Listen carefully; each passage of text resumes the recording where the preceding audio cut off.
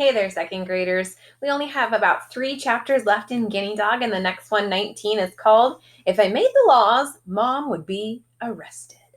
Why? She invited Lorena to come to the river with us on Sunday. She did it behind my back and without my permission. I'd rather invite Murphy, I told her. Go ahead, she said. The more the merrier. I shuddered at the thought of the 3 of us crammed into the tiny back seat of one of our hybrids. No doubt I'd be in the middle, pressed up against Lorena. Never mind, I said. Lorena said to be sure to bring Emmeline along, Mom said with a smile. Fido, Mom! It's Fido! Fido, Fido, Fido! She jumped half a foot in the air. I think the animal's name is Fido, Raquel, Dad said. And isn't this supposed to be a pleasure trip, a time for rest and relaxation? How am I supposed to relax with a squealing pig around? I thought this might be my way out. I'll stay home with Fido so you can relax, Dad. No, Mom said. If Dad refuses to let her come with us, then I suppose we will have to leave her behind. She looked at Dad with her head tilted slightly. Mom's head tilts were worth 1,000 words. In this case, it meant, if you do not object to what I just said, I won't speak to you for hours, if not days. Fine, Dad said, bring her, but keep her quiet, Ruth. It's Mom who wants to bring her, I said, and it's not fair, Mom. Dad deserves some downtime from work to commune with nature. I really think I should stay home with Fido so she doesn't drive him nuts. You'll just have to call Lorena and tell her Fido and I won't be going. Mom smiled at me. Would it kill her not to see through me every once in a while? This is a family picnic, I moaned. Lorena is not part of our family. Mom laughed. I once heard a comedian on a talk show say that other people's pain is funny. Mom must agree. Lorena is your guest, she said. You invited her, not me. Tone, Rufus, Dad said. Keep it respectful. She didn't even ask me, Dad. Really? Dad said, looking at Mom. In that case, I believe she is your guest, Raquel, this little Miss What's-her-name. Lorena, Mom said. And I was just being hospitable. She's so polite and so eager to be friends with Rufus. Oh, yeah, I said. Well, maybe I'm not so eager to be friends with her. Ever think of that? Tone, Rufus, Dad said again. Mom sank into a chair and rubbed her forehead with her fingers. I flashed back to my talk with Murph on the substation field about books and their covers. Okay, fine, I said, but next time, ask, okay? Mom cheered up. Murph needed a mom like mine. No free passes with her. It's very conscientious of you to own a hybrid, Raquel and Art, Lorena said. Thanks, Lorena, Mom answered. Actually, we own 2. Do your parents have one? Yes, they do. They also have an electric car for local trips. Lorena was sitting behind my mom, who was driving. I was behind Dad. Mom always drove. Dad liked having the time to think. Plus, since she actually went places, Mom was the more practiced driver. Fido was standing in my lap, her front paws pressed against my door, her tongue and butt wagging, craning to see out the window. Her claws were making little squeaking noises on the upholstery. Rufus, can you make Fido stop making that noise? Dad said. It's like nails on a chalkboard to me.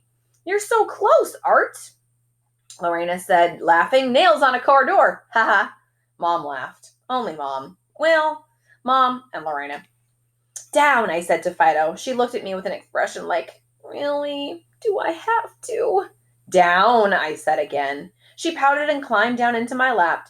I scratched her behind the ears to cheer her up. It worked. She fell asleep. Did you train her yourself? Lorena asked. I didn't, but I nodded. What other commands does she know?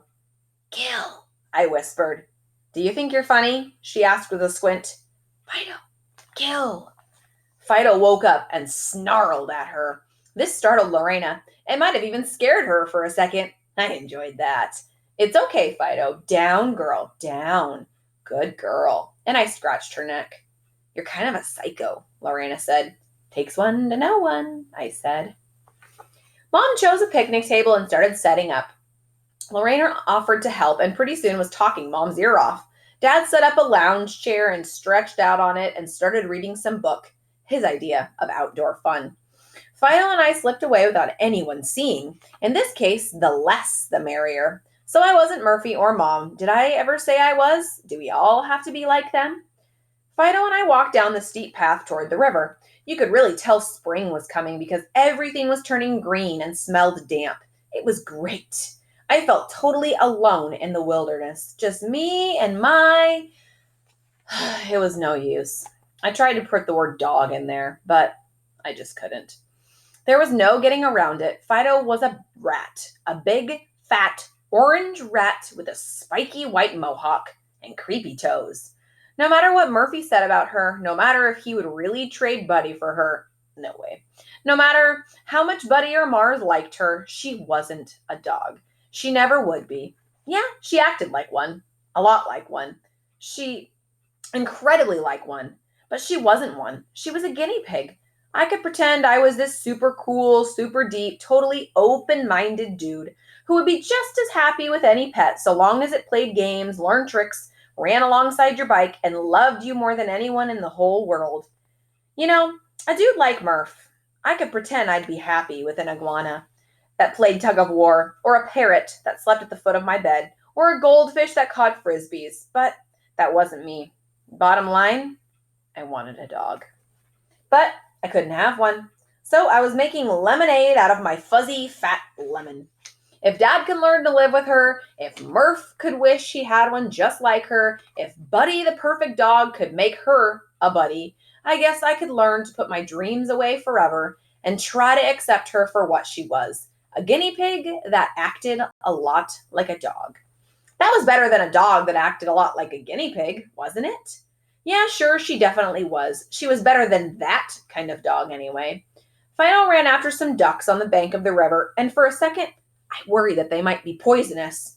She barked at them, though, and they flew off quacking. She enjoyed this so much she went off hunting for more. Later, we played Crocs in the Nile, which was a game I'd been playing since I was a little kid.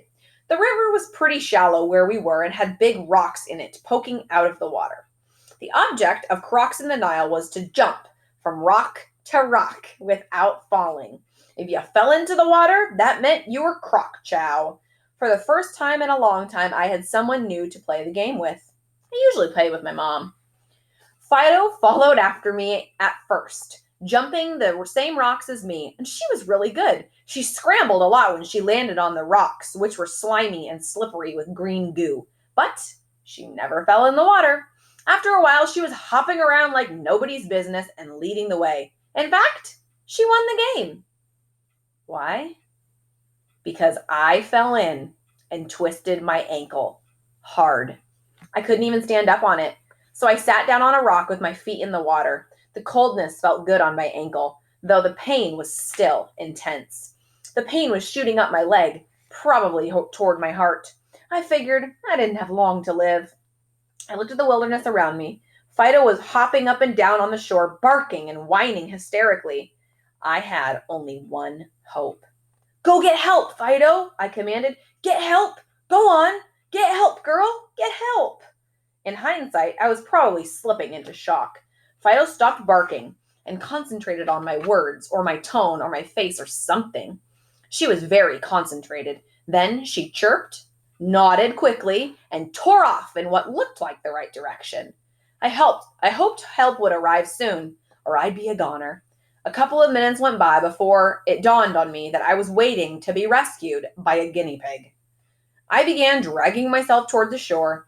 This was not turning out to be the funnest picnic of my life. Before I got far, Fido returned. Yay! She was barking like crazy and being followed by Lorena. My heart sank. Why did I have to be saved by her? Lorena was smirking, and I imagined the horror of this scene being told and retold at school. But Mom showed up a minute later, and I felt better. For about a second. Oh, Rufus, she bawled. Thank God, my poor baby. Lorena's smirk widened. Fido got to me first. She bounded up, bursting with pride, then leaped from the bank and landed on my chest, digging her claws into my shirt and through it, into my flesh to hold on. Big ouch. I didn't complain, though. I was so darn proud of her. She scrambled up my chest, which hurt more, and licked my face.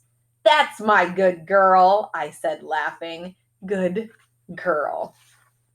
So Fido ended up getting someone to save him. Isn't that amazing? She listened. Chapter 20.